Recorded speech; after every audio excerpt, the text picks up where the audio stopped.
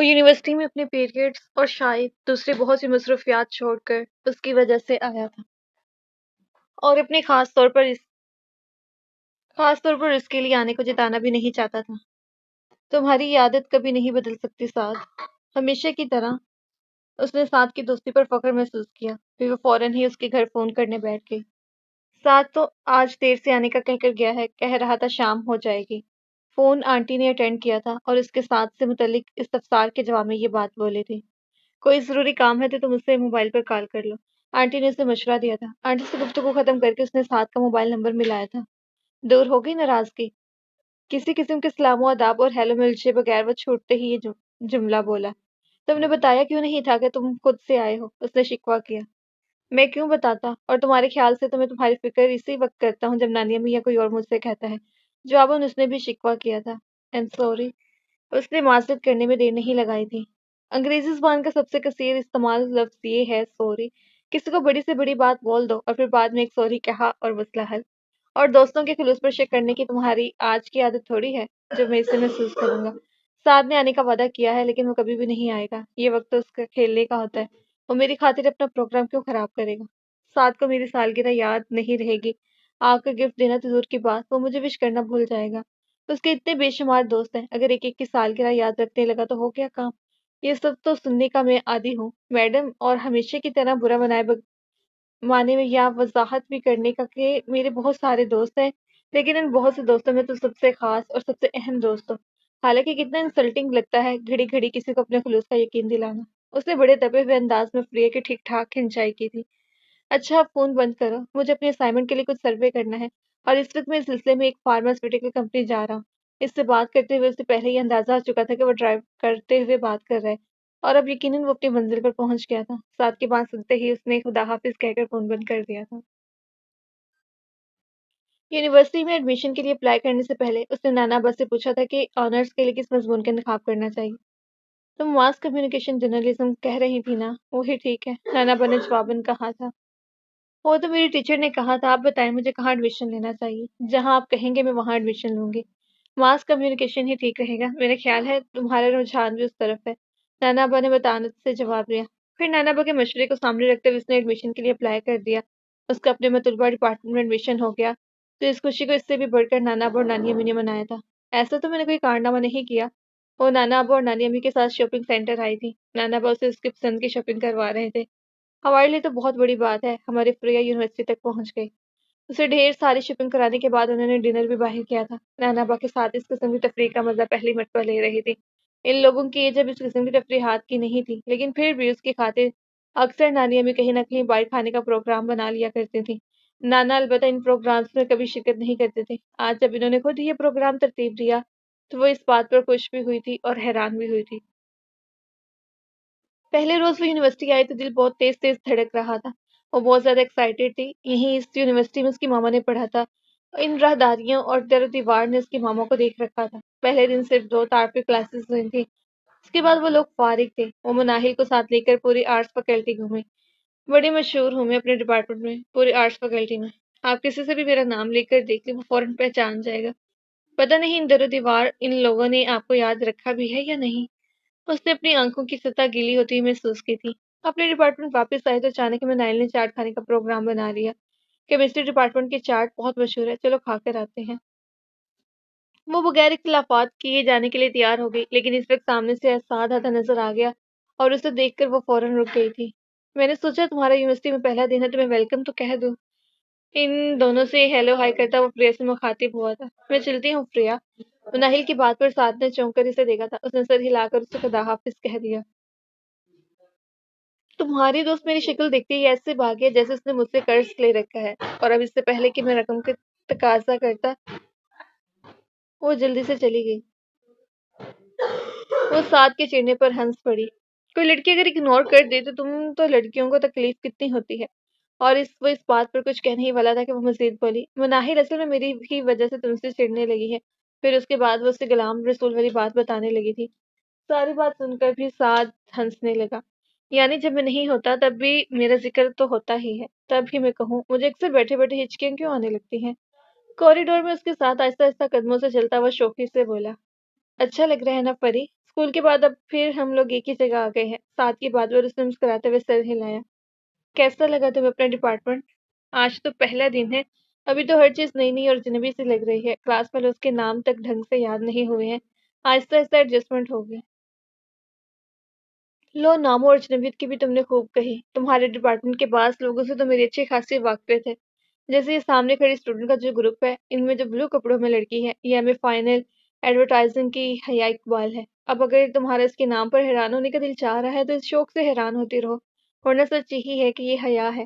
ساتھ کی بات سننے کے دوران وہ اس لڑکی کا وہ غور دیکھتی رہی تھی جو بے حد فٹنگ والے کپڑے پہنے ہوئے تھی۔ شانے پر ایک طرف لاپرواہی سے دوپٹہ ڈالا تو گیا تھا، لیکن اس کا سب سے بڑا مصرف فرش پر جھاڑو دینا تھا، اور وہ اپنا مقصد پورا بھی کر رہا تھا۔ ناپسندیدگی سے اس لڑکی کو دیکھنے کے بعد وہ دوبارہ ساتھ کی طرف متوجہ ہو گئی۔ ماں باپ بھی بچوں کے نام بغیر سوچے سمجھے رکھ دیتے ہیں۔ وہ جیسے ابھی تک حیا نام کو انجوائے کر رہا تھا۔ تمہیں بڑی اس کے بارے میں معلومات ہیں؟ میں بلا وجہ خوش ہو رہی تھی کہ تم مجھ سے ملنے آئے ہو۔ اب پتہ چلا یہاں آنا جانا بہت پرانا ہے۔ وہ اس کے دوسرے ڈپارٹمنٹس کے لڑکیوں کے بارے میں انفارمیشن پر طنزی انداز میں بولی۔ میں کیوں خاص طور پر انفارمیشن رکھوں گا؟ اب کوئی بندہ اپنی کسی کوالٹی کی بدولت خود بخود ہی مقبول ہو جائے تو اس میں میرا کیا قصور ہے؟ ابھی تو جنوری ہے، ذرا گرمیاں آنے تو پھر دیکھنا کیسا یہاں پر دوسرے ڈپارٹمنٹس کے لڑکوں کا رش لگے گا۔ اس کے سمر ڈریسز کی تو پوری یونیورسٹی میں دھوم ہے۔ ساتھ کی کبینگی پر غصے کے ساتھ ساتھ اسے بے اختیار ہنسی بھی آ گئی۔ تم لڑکی کتنے خبیث ہوتے ہو ساتھ، دوسروں کو چھوڑو، تم خود ہی تھوڑی شرم کر لو۔ اچھا اب شرماؤں بھی میں؟ اور وہ حیا اپنے نام کی رتی برابر بھی لاج نہ رکھے۔ وہی سیدھی سی بات ہے، یہ کیٹ واک اور سمر ڈریسز ہم لڑکوں کے لیے ہوتے ہیں، اور یہ تو زیادتی ہے کہ اتنا اہتمام ہمارے لیے ہو اور ہم اسے دیکھیں بھی نہیں۔ اور کن کن ڈپارٹمنٹس کی حیاؤں سے آپ کے واقفیت ہے ساتھ منیر؟ لگتا ہے یونیورسٹی میں سارا وقت اسی مصروفیت کی نظر ہو جاتا ہے، وہ بڑے طنز سے پوچھ رہی تھی۔ ارے ابھی تمہیں آئی بی اے کے لڑکوں کی مارکیٹ ویلیو کا پتہ نہیں ہے، اس لیے یہ بات بول رہی ہو۔ لڑکیاں ہم آئی بی اے کے لڑکوں کی دیوانی ہیں، اور وہ اس میں بھی بات اگر میرے جیسے بندے کی ہو تو ساتھ منیر جیسے ہینڈسم بندے کو کسی کے پیچھے جانے کی کیا ضرورت ہے؟ اس کے پیچھے لڑکیوں کی لائن ہے کہ تو میں تمہاری وجہ سے یہاں آ گیا ہوں۔ وہ اس کی ہینڈسم کہنے پر جھٹ بولی۔ آئینہ کتنے دنوں سے نہیں دیکھا؟ روز دیکھتا ہوں، اور وہ ہر روز مجھ سے کہتا ہے ساتھ یو آر دا بیسٹ، اور یہ بھی کہتا ہے کہ اگر میری بات کا یقین نہیں تو جا کر فری عبد الرحمان سے پوچھ لو، وہ بھی یہی کہے گی۔ وہ بڑے پر یقین انداز میں بولا۔ وہ اس کے پر یقین اور اعتماد سے بھرپور انداز پر کھلکھلا کر ہنس پڑی۔ پھر جب تک ڈرائیور کے آنے کا ٹائم نہیں ہو گیا وہ دونوں ساتھ رہے تھے۔ گھر پہنچے تو حسب معمول نانی امی لنچ پر اس کا انتظار کر رہی تھی۔ کھانے کے بعد ان کے ساتھ باتیں کرتے کرتے وہ ان کے کمرے میں ہی سو گئی تھی۔ کیسا رہا تمہارا یونیورسٹی میں پہلا دن؟ نانا بس سے شام کی چائے پہ ملاقات ہوئی۔ بہت اچھا، میں تو بس ہر وقت یہی سوچتی رہی کہ یہی میری مما نے بھی پڑھا ہے، بس صرف یہ فرق ہے کہ اس وقت یہ جرنلزم کا ڈپارٹمنٹ کہلاتا تھا، اور اب وہ بے سادگی میں وہ بے ساختگی میں سوچے بغیر سمجھے بغیر بول گئی تھی، اور جیسے اپنی اس بے وقوفی کا احساس ہوا وہ ایک دم بات ادھوری چھوڑ کر خاموش ہو گئی تھی۔ بہت خوفزدہ نگاہوں سے اس نے ان کی طرف دیکھا۔ اتنی ضرورت تو کبھی نانی امی کو بھی نہیں ہوئی تھی کہ وہ ان سے بیٹے اور داماد کے بارے میں کوئی بات کر سکیں۔ اس کی تو حیثیت ہی کیا تھی؟ اس کے چہرے پر پہلا خوف اور گھبراہٹ نانی امی سے مخفی نہیں تھا۔ انہوں نے فوری طور پر اس کی کشیدہ صورتحال کو قابو پانے کی کوشش کی۔ پلاؤ کے لیے یخنی میں نے تیار کر رکھی ہوئی ہے، چاول تم بکھار لینا۔ اسلم تو چاولوں کا حلوہ بنا دیتا ہے، وہ جاپانی لوگ جس طرح کے چپکے ہوئے چاول کھاتے ہیں کچھ کچھ وہی شکل بنا دیتا ہے۔ مسکراتے ہوئے اس طرح بولی گویا لمحہ بھر پہلے یہاں کوئی تناؤ پیدا ہی نہیں ہوا تھا۔ نانا خاموشی سے چائے پی رہے تھے، ان کے چہرے پر کوئی تاثر نہیں تھا۔ میں نماز پڑھنے جا رہا ہوں، نانی امی سے کہتے ہوئے وہ گیٹ کی طرف بڑھ گئے۔ وہ بہت مایوسی اور دل گرفتگی کے عالم میں انہیں جاتا ہوا دیکھتی رہی تھی۔ اب تو آپ انہیں معاف کر دیں نانا، میری ماما آپ کی بیٹی بھی تو ہیں، اتنے ظالم اور کٹھور مت بنے، پلیز انہیں معاف کر دیں۔ پتہ نہیں میں اپنی زندگی میں کبھی آپ کے منہ سے ان کا نام سن بھی پاؤں گی یا نہیں۔ آپ کے لبوں سے جب وہ نام ادا ہوگا تو کتنا خوبصورت لگے گا۔ سوفشاں، آپ کی معافی کے بغیر ان کی روح تک بے چین ہے۔ پتہ نہیں یہ میری حد سے بڑی ہوئی حساس سوچ ہے یہ کیا ہے، لیکن میں نے ماما کو خواب میں بھی کبھی خوش نہیں دیکھا۔ مجھے ایسا لگتا ہے مرنے کے بعد ان کی روح بے قرار ہے۔ جس روز آپ انہیں معاف کر دیں گے شاید اسی روز ان کی روح قرار پائے گی۔ اذان ہونے تک وہ لان میں اکیلی بیٹھی رہی۔ اذان کی آواز پر وہ چونکی تو اسے احساس ہوا کہ اتنی دیر سے بیٹھی وہ بے آواز آنسو بہا رہی ہے۔ نانی امی تو نانا با کے جاتے ہی اندر چلی گئی تھی۔ دوپٹے سے چہرہ صاف کرتی وہ جلدی سے نماز کے لیے اٹھ گئی تھی۔ नमाज के बाद वो दानिशा किचन में घुसी रही। उसे नानाबा का सामना करते खौफ आ रहा था, लेकिन खाने की मेज पर तो उनसे सामना लाजमी था। वो रायते का प्याला हाथ में लिए टेबल पर आए तो नानाबा खाने के इंतजार में बैठे नजर आए थे। तुम्हारी नानी में कहाँ रह गई? सख्त भूख लग रही है मुझे। उनका अंदाज मामूल के मुताबिक था। वो आ रही है, शायद किसी का फोन आ गया है। रायता टेबल पर रखते उसने अपनी कुर्सी संभाली। वो बड़े गौर से चेहरे पर पता नहीं क्या चीज देख रहे थे। खाने के बाद वॉक करने चलेंगे, फिर वापसी में आइसक्रीम खाते हुए आएंगे। वो उसके अंदेशों को गलत साबित करते बड़े खुशगवार मूड में मुखातिब थे। उसे कुछ शक सा हुआ कि शायद उन्होंने उसकी आंखों में झांक कर ये बात पा ली है कि वह रोई थी। लेकिन आपको तो मीठा मना है। अपनी नजरें टेबल पर मरकूज करते हुए उसने कहा। मुझे मना है, तुम्हें तो नहीं ना। तुम खाना, मैं तुम्हें खाते हुए देख कर ही आइसक्रीम का मजा ले लूंगा। नानी अम्मी डाइनिंग रूम में दाखिल हुई तो उनकी तरफ मतवज्जा हो गई। किसका फोन आ गया था? हम दोनों की भूख से बुरी हालत हो रही है। खाने के फौरन बाद उसे अपने साथ वॉक करने ले आए थे। वॉक के दौरान वो उसे अपनी यूनिवर्सिटी के जमाने की बातें सुनाते रहे थे। वो इनकी बातें दिलचस्पी से सुन रही थी। इसी दौरान उन्होंने उसे सुपर स्टोर से बहुत सारी आइसक्रीम भी दिलवाई थी। इतने सारे नहीं खाऊंगी नाना अब्बा। कौन खाते हुए से उसने इन्हें मजीद खरीदने से रोका। कोई बात नहीं, रख रख कर खाना। उसके इनकार को अहमियत दिए बगैर उन्होंने 2 दिन फ्लेवर के लीटर पैक्स खरीद लिए थे। आप मेरा वजन बढ़वाने का पूरा पूरा बंदोबस्त कर रहे हैं। और उसकी बात सुनकर मुस्कुराने लगे।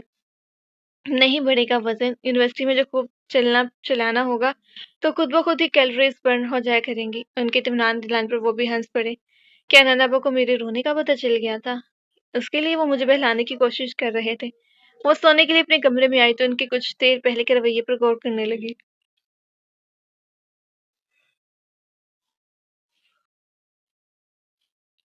उन्होंने ऐसा कुछ कहा नहीं था, लेकिन फिर भी उसे ऐसा लगा जैसे जितनी देर वो उसके साथ लिए घूमते रहे, उनकी आंखें उससे मुसलसल यही कहती रही। परी, तुम रोया मत करो। जब तुम रोती हो तो मेरे दिल को बहुत तकलीफ होती है। यूनिवर्सिटी में उसका ज्यादा वक्त मनाहिल के साथ ही गुजरता था। वो बहुत दिलचस्प और संजीदगी से अपने स्टडीज में मसरूफ थी। अपने डिपार्टमेंट के बाद सीनियर प्रोफेसर्स के बारे में उसे यकीन था कि उन्होंने उसकी मामा को भी जरूर पढ़ाया होगा।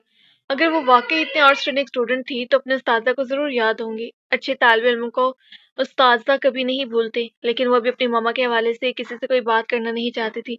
पहले वो खुद इतनी अच्छी और आउटस्टैंडिंग स्टूडेंट बनकर तो दिखा दी कि प्रोफेसर फौरन यकीन कर ले कि हाँ, ये ज़हीन तरीन लड़की ज़ोफ़शा फ़ारूक की बेटी हो सकती है।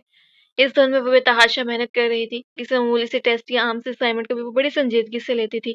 कमरे में मौजूद मामा की ढेर सारी किताबें, उनके लेक्चर्स, नोट्स और असाइनमेंट का भी अक्सर वो फारिग औकात में मुताला किया करती थी। उसे पढ़ाई में इतना ज़्यादा संजीदा देखकर साथ अक्सर छेड़ने वाले अंदाज में कहा करता, लगता है सारी मेहनत गोल्ड मेडल और अखबारों में तस्वीर शाये करवाने के लिए हो रही है। और सरदार अली साबरी, गोल्ड मेडल तो लाज़मी मिलेगा तुम्हें। फर्स्ट सेमेस्टर का इम्तिहान देकर वो लोग सेकंड सेमेस्टर में आ चुके थे। उस रोज़ वो यूनिवर्सिटी से घर वापस आए तो लाउंज में नाना और नानी अम्मी के साथ शुजा अंकल और एक अनजान सूरत लड़का बैठे हुए थे। उसके सलाम का सबसे ज्यादा गर्म जोशी से जवाब शुजा अंकल ने दिया था। मेरा ख्याल है 3-4 साल बाद देख रहा हूँ मैं तुम्हें। लास्ट टाइम तुम्हारी आंटी के साथ कराची आया था, तब देखा था तुम्हें। उसके सिर पर हाथ फेरते हुए उन्होंने कहा।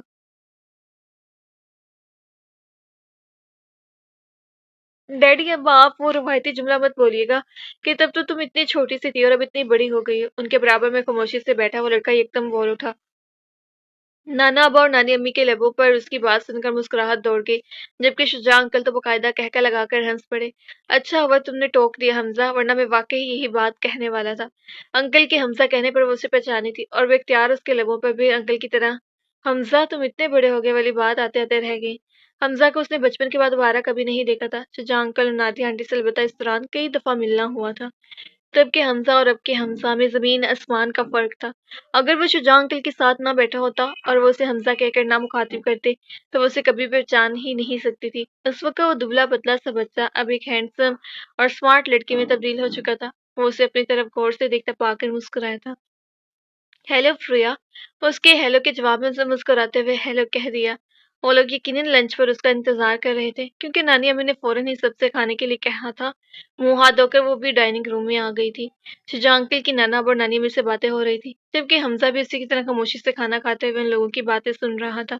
उनकी बातों से ये अंदाजा लगाया था कि शुजा अंकल की फैमिली एक बहुत ही करीबी शादी में शिरकत की गर्ज से कराची आए थे। آنٹی کی طبیعت ٹھیک نہیں تھی اور فرحین اپنے ایگزامز میں مصروف تھی، اس لیے وہ زبردستی حمزہ کو اپنے ساتھ گھسیٹ لائے تھے جو اپنی گونا مصروفیات کے باعث آنے کے لیے قطعاً تیار نہیں تھا، لیکن خاندان کے اتنی قریبی شادی میں تنہا شرکت کر کے وہ رشتہ داروں کی ناراضگی مول نہیں لینا چاہتے تھے، اس لیے 2 روزہ قیام کے لیے اسے بھی ساتھ لے آئے تھے۔ اور بھائی سنا ہے ماس کمیونیکیشن میں آنرس ہو رہا ہے۔ سویڈش کھاتے ہوئے شجاع انکل ایک مرتبہ پھر اس کی طرف متوجہ ہو گئے۔ اس کے جی کہنے پر انہوں نے اس کے موضوع میں مزید دلچسپی لیتے ہوئے پوچھا،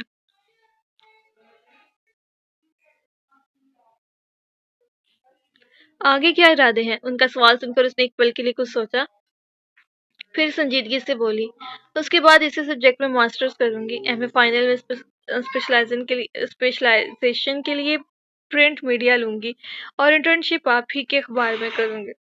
وہ اس کے بے تکلفانہ انداز پر محظوظ ہوتے ہوئے کہکا لگا کر ہنس پڑے۔ صرف انٹرنشپ کیوں، تم جاب بھی وہیں کرنا۔ میز پر موجود باقی تمام افراد بھی اس گفتگو میں انجوائے کر رہے تھے۔ شجاع انکل آئے تو نیچے کام سے تھے، لیکن اس 2 دن کے مختصر ترین پروگرام میں بھی وہ اپنے بہت خاص اور قریبی صحافی دوستوں سے مل رہے تھے۔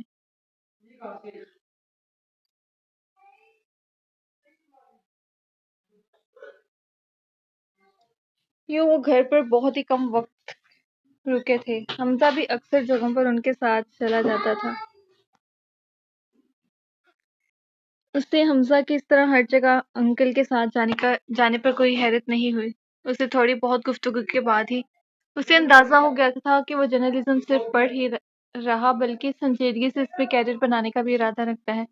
شجاع انکل کی طرح جرنلزم اس کا شوق، عشق اور جنون سب کچھ تھا۔ جس فیلڈ میں اپنا کیریئر بنانے کا وہ سوچ چکا تھا، اس سے متعلق تجربہ اور پیشہ ورانہ مہارت دوران تعلیمی حاصل کرنے کے لیے وہ شجاع انکل کے ساتھ رہا کرتا تھا۔ اس سے پہلے تو اس نے اخبار میں حمزہ شجاع احمد کے نام سے چھپا کوئی آرٹیکل،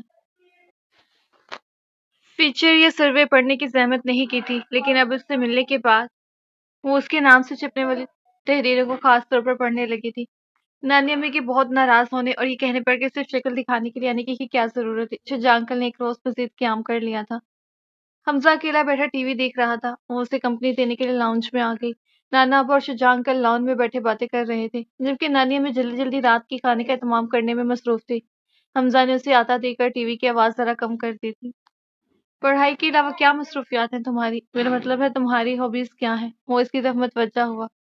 کچھ خاص نہیں ہے، فارغ وقت میں ٹی وی دیکھ لیتی ہوں، کبھی کوئی بک پڑھ لی یا انٹرنیٹ پر سرچنگ، بس جیسا موڈ ہوتا ہے وہی کام کر لیتی ہوں، اس نے جواب دیا۔ آپ تو میرا خیال ہے فارغ وقت میں بھی خبروں اور رپورٹنگ وغیرہ کے بارے میں سوچتے رہتے ہوں گے، یا پھر انکل سے اپنے کسی فیچر یا آرٹیکل کے لیے درکار معلومات حاصل کرتے رہتے ہوں گے۔ ان دنوں میں اس نے حمزہ کے بارے میں جو اندازہ لگایا تھا وہ جھٹ بیان کر دیا تھا۔ اس وقت فارغ بیٹھا ہوا وہ بی بی سی پر خبریں دیکھنے میں مگن تھا۔ ایسے میں وہ یہی سوچ سکتی تھی کہ حمزہ خبروں اور اخباروں کے علاوہ کچھ سوچتا ہی نہیں۔ وہ اس کے کمنٹس پر بھرپور انداز میں مسکرایا۔ اتنا بھی بورڈ نہیں ہوں میں، اصل میں ایک دم سے بے تکلف ہونے کی میری نیچر نہیں ہے، جو لوگ مجھے زیادہ قریب سے نہیں جانتے وہ مجھے بہت خود پرست اور شاید مغرور بھی سمجھتے ہیں۔ میں ہر ایک سے دوستی نہیں کرتا، لیکن جس سے دوستی ہو جائے پھر اس کے ساتھ میں بہت خوش مزاج، زندہ دل اور ہر ٹاپک پہ بے تکان بولنے والا شخص بن جاتا ہوں۔ وہ اس کے جملے پر مسکرائے۔ اس کا مطلب ہے کہ کمیونیکیشن ایتھکس اور مختلف ریسرچ رپورٹس پر عالمانہ گفتگو صرف لوگوں کو خود سے دور رکھنے کے لیے ہوتی ہے۔ ساتھ کی صحبت کا اور کوئی فائدہ ہوا تھا یا نہیں، لیکن وہ حاضر جواب اور صاف کو ضرور ہو گئی تھی۔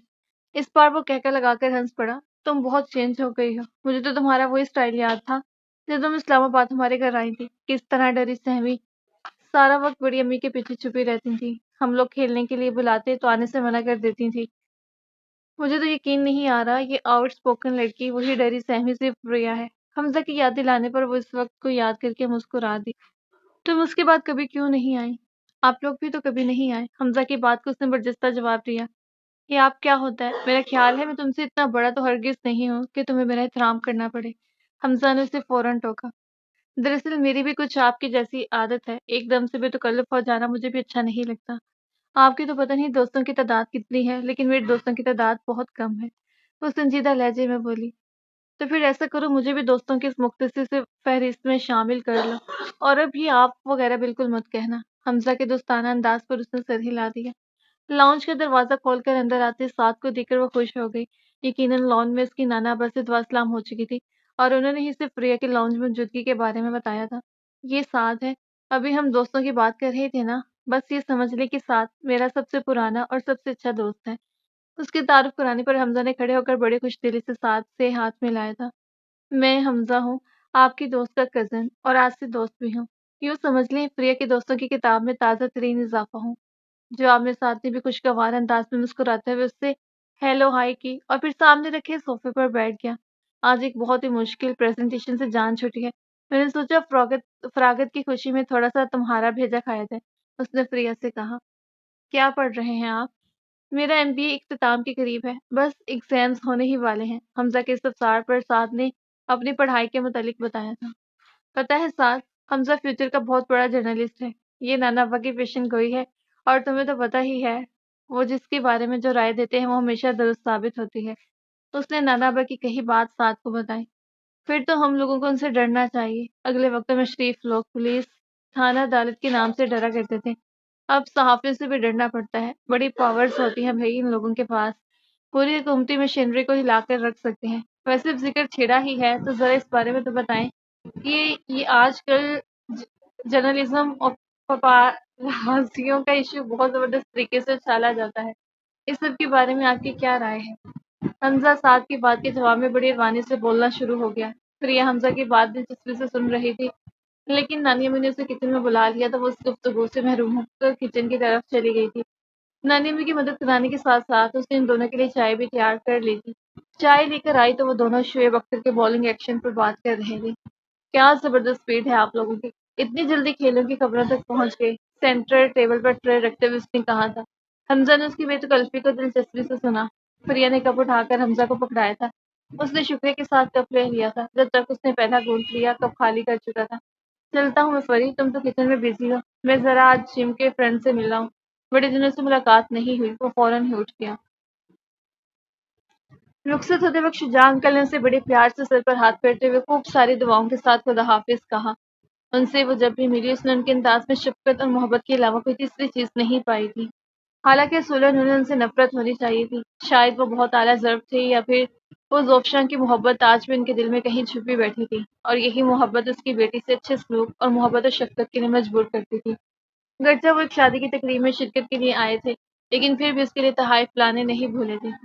محبت شاید اسی بھی اختیاری کیفیت کا نام ہے جس میں انسان کوئی بھی نفع نقصان سوچے سمجھے بغیر مبتلا ہو جاتا ہے، ورنہ آپ میں ایسی کوئی کمی نہیں کہ ماما آپ کو چھوڑ دیتی۔ ان کے جانے کے بعد وہ کافی دیر تک ان کے بارے میں سوچتی رہی۔ سعد کی فیملی نے امریکہ میں مستقل رہائش اختیار کرنے کا فیصلہ کر لیا تھا۔ وہ یہ بات سنتے ہی پریشان ہو گئی تھی، ان کے لیے وہاں سیٹل ہونا کوئی مسئلہ نہیں تھا۔ آنٹی اور انکل دونوں کے بہن بھائی سال یا سال سے بھی مختلف ریاستوں میں مقیم تھے۔ وہ سعد اور زہیب کی پیدائش بھی امریکہ کی تھی۔ سعد اور زہیب کی ابتدائی تعلیم بھی وہیں ہوئی تھی۔ سعد 8 سال کا تھا جب انکل آنٹی پاکستان آ گئے تھے، اور اب ایک مرتبہ پھر انہوں نے واپس وہیں چلے جانے کا فیصلہ کر لیا تھا۔ شروع میں جب اس کے کانوں میں اس بات کی بھنک پڑی تو اس نے زیادہ نوٹس نہیں لیا۔ پچھلے 2-3 سالوں میں وہ 3 مرتبہ ایشو اٹھتا اور پھر ختم ہوتا دیکھ چکی تھی۔ حواس پختہ تو وہ تب ہوئی جب اب کی بار اس نے ایشو کو دبنے کے بجائے عملی جامے پہنتے دیکھا۔ اگرچہ سعد نے آنٹی انکل کے ساتھ جانے کے لیے منع کر دیا تھا، لیکن اپنی فیملی کے بغیر کہ یہاں پر کب تک رہ سکتا تھا۔ اس کا MBA مکمل ہو جائے گا تو پھر وہ بھی وہیں جانے کی کرے گا۔ سعد نے اس کی شکوک و شبہات کے جواب میں سنجیدگی سے کہا، فی الحال تو میں کہیں نہیں جا رہا ہوں، جب جانے لگوں گا تب تم رونا دھونا بچا لینا۔ اس نے یہ یقین ہرگز نہیں دلایا تھا کہ وہ ہمیشہ یہیں رہے گا، اور وہ ابھی سے آنے والے وقت کو سوچ کر رو رہی تھی جب سعد آنٹی انکل کے پاس امریکہ چلا جائے گا۔ زہیب جانے پر بہت خوش تھا، وہاں جا کر کسی اچھی یونیورسٹی میں بہترین تعلیم اور اعلیٰ ترین ڈگری حاصل کرنے کا سوچ کر ہی وہ مسرور تھا۔ آنٹی سعد کے ساتھ نہ جانے پر بہت ناراض تھی۔ اگر ساتھ چل رہا ہوتا تو ہمارا ارادہ تھا کہ گھر کرائے پر دے دیں گے، وطن سے رابطہ قائم رکھنا چاہیے، سگے بہن بھائی ہم دونوں میاں بیوی کے یہاں نہیں ہیں، لیکن پھر بھی کبھی وطن کی کشش کھینچے گی تو آئیں گے تو صحیح۔ یہی سوچ کر گھر فروخت نہ کرنے کا ارادہ کیا۔ دیکھیں ساتھ شاید MBA کر کے وہی ہمارے پاس آ جائیں، پھر گھر کرائے پر دے دیں گے۔ ابھی تو سب کچھ یوں ہی چھوڑ کر جا رہے ہیں۔ آنٹی انکل کے جانے سے پہلے ان لوگوں کے گھر نانا اور نانی امی سے ملنے آئے تھے، تب آنٹی نے یہ بات نانی امی سے کہی تھی۔ ان لوگوں کے جانے کے بعد اسے ہر وقت یہی دھٹکا لگا رہتا کہ کسی روز سعد اچانک اسے اپنے لاس اینجلس جانے کی اطلاع دے گا، اور وہ خاموش کھڑی روتے ہوئے اسے جاتا دیکھتی رہے گی۔ گھر والوں کے جانے کے بعد اسے بوریت زیادہ ہی تنگ کرتی تو وہ ان کے گھر لوگوں کے گھر آ جایا کرتا۔ نانی امی کا تو وہ شروع سے فیوریٹ تھا، اب وہ اس کے کھانے پینے کا زیادہ ہی دھیان رکھنے لگی تھی۔ جب بھی کوئی خاص ڈش بنتی فوراً پریا کو حکم دیا جاتا کہ ساتھ کو بھی فون کر کے بلا لو۔ یونیورسٹی جانے کے لیے صبح اٹھانے کی ڈیوٹی اس نے پریا کے سپرد کی تھی۔ ممی کی ڈانٹوں کے بغیر اٹھنے کی عادت ہی نہیں ہے، وہ سر پر کھڑی ہو کر چیخ چیخ کر اٹھاتی تھی تب بھی اٹھتا تھا۔ الارم تو مجھ پر کوئی اثر کرتا ہی نہیں۔ فخر سے کہہ کر بھی دیکھ لیا کہ بھائی صبح جگا دیا کرو، لیکن وہ مصروف خود ممی کے جانے کے بعد آزادی کے مزے لے رہے ہیں۔ اب انہیں تو کسی یونیورسٹی کالج جانا نہیں ہوتا، لہٰذا عیش شہن کی مصیبت تو میری ہے۔ روز انسٹیٹیوٹ لیٹ پہنچ رہا ہوں، تم پلیز فون کر دیا کرو اور بیل ہونے دیا کرو اس وقت تک، جب تک کہ میں تنگ آ کر فون اٹھانا ہوں۔ اسے صبح اٹھنے میں کبھی کوئی مشکل نہیں ہوئی تھی۔ نانا ابا اور نانی امی سے اس نے صبح خزی سیکھی تھی، اس لیے اس نے بڑے اطمینان سے یہ ذمہ داری قبول کر لی تھی۔ اس کے ڈھیٹ پن کو ذہن میں رکھتے ہوئے وہ ایک ہی وقت میں اس کے موبائل اور گھر کے فون پر نمبر ملایا کرتی تھی۔ ایک ہاتھ میں موبائل اور دوسرے میں کارڈ لیس لیے وہ اس کے ڈیٹائی کو پہنچتے فون اٹھائے جانے کا انتظار کرتی۔ پھر جیسے ہی وہ نیند میں ڈوبی ہوئی آواز میں کہتا اٹھ گیا ہوں، گھڑی بھی دیکھ لی ہے، پاکستان اسٹینڈرڈ ٹائم صبح کے 7:30 بج رہے ہیں، تو وہ اس سے یہ نصیحت کر کے اب دوبارہ سو مت جانا فون بند کر دیا کرتی تھی۔ اس کی بدولت اب وہ جلدی تیار ہونے اور اپنے انسٹیٹیوٹ پہنچنے لگا تھا۔ اس میں اس کے پاس اتنا ٹائم نکلنے لگا تھا کہ وہ اسے لینے کے لیے آ جاتا۔ اکثر وہ یونیورسٹی ساتھ کے ہی ساتھ جاتی تھی، کسی دن وہ لینے کے لیے جلدی پہنچ جاتا اور وہ ابھی تیار نہ ہوئی ہوتی تو وہ اندر آ جاتا۔ نانی امی اسے زبردستی ناشتے کی میز پہ بٹھا لیتی۔ میں ناشتہ کر کے آیا ہوں نانی امی، وہ انہیں یقین دلاتا۔ ارے ماں یہاں نہیں ہے، نوکروں نے کیسا ناشتہ کروایا ہوگا، یہ سوجی میدے کے پراٹھے بنائے ہیں میں نے، ذرا چکھ لوں۔ ان کے محبت بھرے اسٹار پر وہ چکھنے کی بجائے پورا پورا پراٹھا ہی کھانے بیٹھ جاتا۔ آپ بلا وجہ اس کی فکر کر رہی ہیں، ناشتہ تو اس نے کبھی زندگی میں کیا ہی نہیں ہے۔ ہر روز آنٹی سے اس بات پر ڈانٹ کھا کر اسکول اور کالج پھر یونیورسٹی جاتا تھا کہ تھوڑا جلدی اٹھ جاتے تو یہ بھاگ دوڑ تو نامش تھی، کم از کم سکون سے ناشتہ تو کر لیتے۔ یہ تو میری بدولت اسے ناشتہ کرنے، ڈھنگ سے تیار ہونے اور صبح کے سہانے منظر کو انجوائے کرنے کا موقع ملنے لگا ہے۔ وہ اپنا بیگ اور فائل ٹیبل پر سے اٹھاتے ہوئے کہتی، ساتھ جواباً اسے غصے سے بھولتا، کبھی کبھار اندر آ جانے اور ناشتے کے لیے بیٹھ جانے پر ساتھ کی نانا با کے ساتھ بات کی کسی خاص خبر یا کسی اہم واقعے کے بارے میں گفتگو ہو جایا کرتی تھی۔ نانا امی کے برخلاف اس کی نانا با سے بالکل بھی بے تکلفی نہیں تھی، اور وہ بہت سے لوگوں کی طرح وہ بھی اس سے کچھ خائف رہا کرتا تھا۔ انہیں دیکھتے ہی مؤدب ہو کر سنبھل سنبھل کر بات کرنے لگتا۔ پریا اور نانی امی اس کے شریفانہ انداز اور متحد طرز سے گفتگو پر زیر لب مسکرایا کرتی۔ نانی امی سے تو وہ اس درجہ بے تکلف تھا کہ بڑی ٹھٹائی اور بے شرمی سے ان کے سامنے پریا کو یہ بات بتائی تھی کہ آج کل اس کے کمپیوٹر کے ڈیسک ٹاپ پر جولیا رابرٹس کی جگہ اینا کورنیکووا نے لے لی ہے۔